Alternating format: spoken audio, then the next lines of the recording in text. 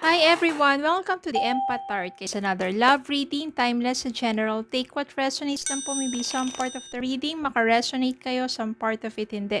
Tignan natin ngayon kung anong love connections, lessons in life, and guidance ang ating mababatid sa reading na to. Mga aral at kabay sa buhay, pag-ibig, anong love connections, anong mga pangyayari, anong experience, anong love life ito. At mga aral at gabay na nais parating sa atin ng ating spirit guide pagdating especially sa ating relationship. Ito. Okay, merong yan. Okay, more messages sa spirit guide.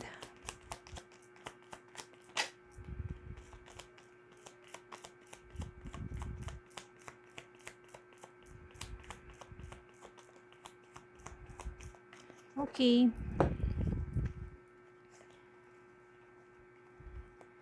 Queen of Wands. Queen of Swords. The Star. Two of Swords. Page of Wands. The Tower. Five of Wands. Ace of Pentacles. Seven of Wands.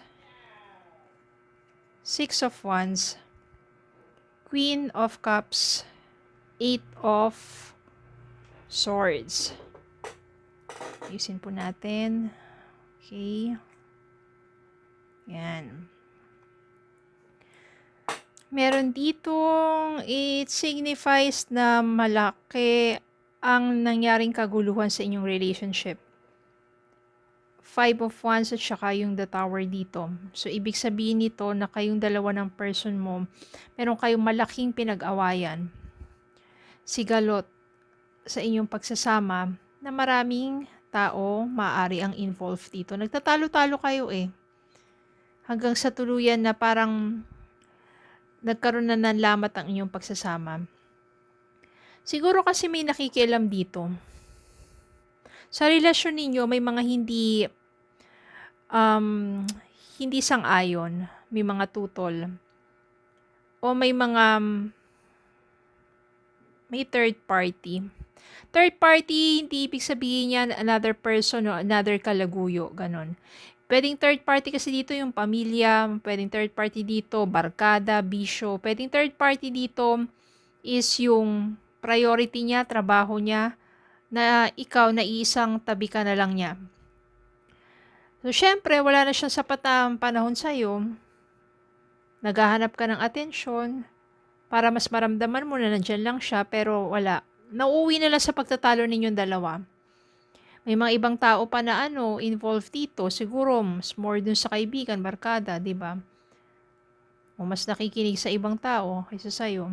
So, nagkaroon na ng lamat, hindi lang lamat. Minsan talagang sobrang, yung di ba minsan yung sa damdamin mo, kapag ka tinitiis mo, pero kapag sumabog na, ayun, sobrang tindi na ng damage. Meron pa nga time dito na naka-block kayo sa isa't isa, or blinak ka ng person mo, o blinak mo siya. O basta nawalan kayo ng communication dito. Meron ding time dito na kinut off mo na yung person mo. Ito yung pag-cut off mo, ito yun. Maaaring ikaw yung nag-block sa kanya. Or, blinak ka rin niya. Ganun na lang, no? Para sabihin natin, iwasan na yung mga toxic na ganyan. Pero dumating dito yung time na ito Queen of Wands. Siguro, medyo matagal-tagal, wala talaga kayong communication kasi nga may naka-block sa inyo, blinak ka or o basta yun. Wala kayong communication, tapos Queen of Wands dito, ibig sabihin, mas nag-focus ka sa sarili mo. Mas nagpursige ka, hindi mo na siya masyadong iniisip pa. Yung person mo na yun, parang hinayaan mo na siya. Total, hindi rin naman kayo magkasundo or hindi niya maunawaan kung ano yung pinupoint out mo sa kanya. Parang napaka-immature ng person mo. Para kasing mas ikaw yung mas may edad sa taong ito, sa person mo. Nang wala na kayong communication nito, dun ka naman namimiss ng taong to. Nandun naman yung pagnanais at pagnanasa niya na makasama ka, makapiling ka. Yung page of wands dito, ibig sabihin yung desire, yung fire. Yung desire niya na makasama ka, makita ka. Kasama na dyan yung desire, alam niyo yung mga ano natin, yung mga init ng katawan, init ng damdamin, at yung pagnanais na muli ka makapiling ng taong to. Maybe, na-realize na niya mga bagay-bagay, darating yung time dito, mag-a-unblock siya, magre-reach out siya. Siyempre sa umpisa, di ba, hindi mo muna siya ipapansinin. I-ignore mo muna yung mga messages niya. Titignan natin, parang aanin natin na kung kagano pa siya kapursigido at ka-sincere. Pero gagawa to ng paraan, 7 of Wands dito. Ibig sabihin, pupush niya ng husto yung connection ninyo. Yung reconnection ninyong dalawa. 7 of Wands dito, ayan o, magiging pursigido yan para talaga makausap ka.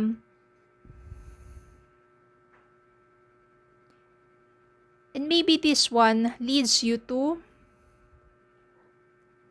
new beginning with this person. Because wala ka rin naman iba pang bago. You still have feelings for this person. The stars are leading you to each other. Parang kayo pa rin talaga sa isa't isa. At darating din yung time dito na magkakausap nga kayong dalawa ng masinsinan. May isa sa ayos ninyo ang lahat-lahat. Mas mauunawaan na niya kung ano yung pinupoint out mo at kung bakit ka nagkakaganyan.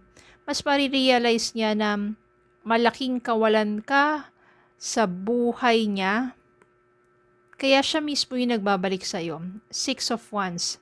This time, sabihin natin na mas magiging successful na ang panibagong yugto ng inyong relasyon. Ganyan po kasi talaga yan. Kapag once na bili na kayo ng person ninyo, hayaan nyo siya. Huwag kayong parang maghihintay, silip ng silip kung kailan kayo in-unblock.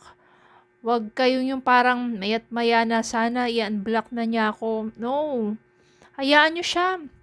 Hindi pa siya ready na harapin ka. Hayaan nyo siya. I-let go nyo na muna yon. Mag-focus kayo sa sarili ninyo. Huwag nyo siyang pakaisipin. Magpaka-busy kayo.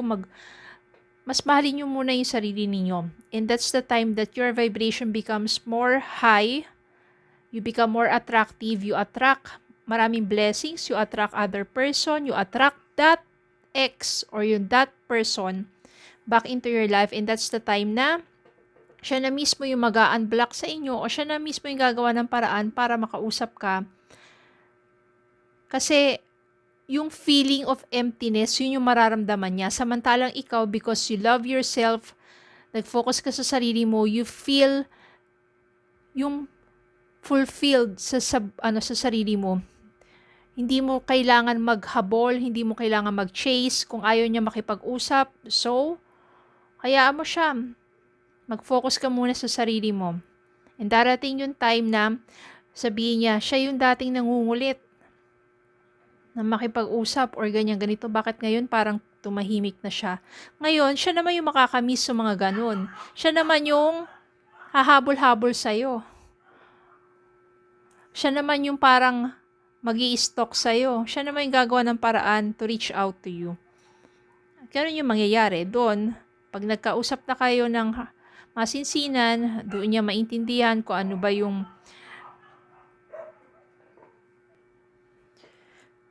doon na niya marirealize at doon na niya maintindihan kung ano ba yung nais mong iparating na message sa kanya.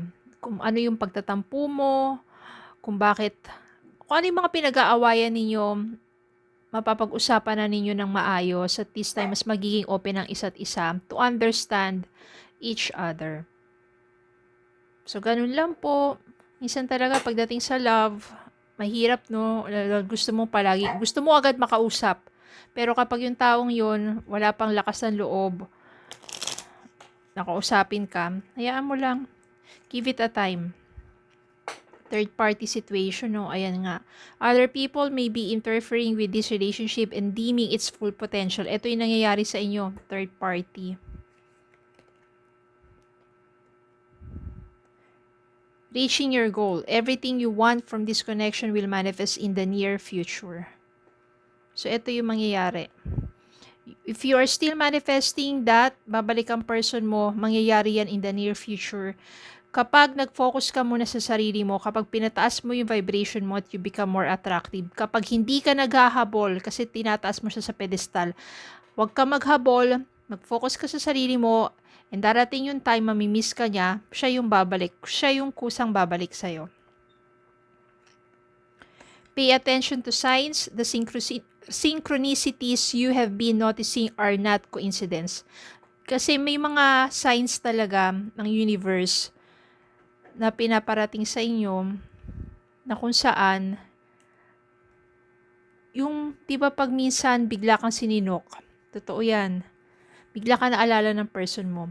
Pinapanaginipan mo siya, bigla siyang pumasok sa panaginip mo, ibig sabihin, iniisip ka ng person mo. Yung bigla na lang nakita mo, out of nowhere, sa kalsada or saan, yung pangalan niya, ibig sabihin, iniisip ka ng person mo, namimiss ka niya. Yun yung mga signs na yon. Kaya pay attention sa mga signs na ganyan. Because your person is thinking of you. Your person is missing you. Okay, so yun lang po. Maraming salamat po for watching. Please don't forget to like, share, comment, subscribe, follow on Facebook and TikTok. Have a good day po and God bless.